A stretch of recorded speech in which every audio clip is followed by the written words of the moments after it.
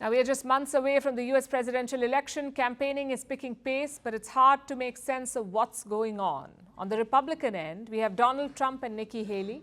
Trump is busy dealing with his multiple court cases. Haley, on the other hand, is struggling, and she's talking about India. Nikki Haley says India sees the US as weak, and that is why it's stuck with Russia, which doesn't make sense at all. But that seems to be the trend here. A lot of things are not making sense in this presidential election. Look at the Democrat camp. We have US President Joe Biden fighting for another term in the White House. But does he even remember that? I ask because he's been having a lot of trouble on that front. He's forgetting and mixing up names. In a recent press conference, he forgot the name of Hamas. A few days back, he confused Macron with a previous French president. Our next report tells you more. I think the cause of the Civil War was... It's not a good time for Nikki Haley. She's one of the Republican presidential candidates, but it's like she's hardly on the ballot. That's because she's running against Donald Trump. In Nevada, she had a stinging loss. She lost against no one. Trump wasn't even on the ballot. She had no competition, and even then, she didn't win.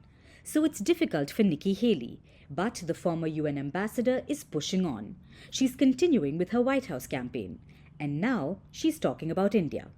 She claims New Delhi wants to partner with the US, but it doesn't trust Americans to lead. She says India played smart, and that's why it chose to stay with Russia. She said, and I quote, "I have dealt with India too. I have got to say I have dealt with India too. I have talked with Modi. India wants to be a partner with us. They don't want to be a partner with Russia." Now, Haley said all of this in a campaign interview, but the important issue here is the mention of India. It's featuring in the US presidential campaign. Haley herself is of Indian origin. Her parents moved to the US from India. She's hardly talked about her Indian heritage, but looks like she's not shying away from mentioning the country now. So Nikki Haley is talking about India, but on the Democrat side, no one knows what Joe Biden is talking about. It's been just 1 week, but he's already made 3 gaffes.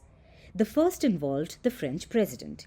He confused Emmanuel Macron with François Mitterrand, France's long-dead former leader.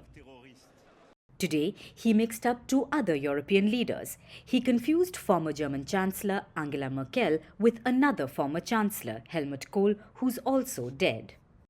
You would wish that's all, but it doesn't end there. In a recent press conference, he forgot the name of Hamas.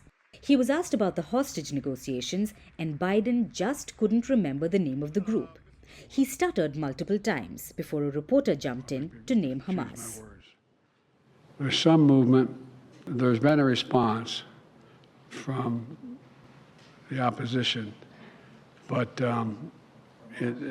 yes, I'm sorry, from Hamas, but it seems to be a little over the top. We're not sure where it is. There's a continuing negotiation right now.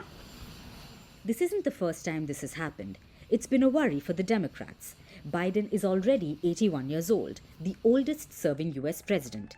If he wins, he will take office at 82 years. And when he finishes the term, he will be 86 years old. On the other side, there's Donald Trump. He's no spring chicken at 77, and he is facing a series of criminal trials. 2024 is likely to be a 2020 rematch, and that's the poor choice that America is left with.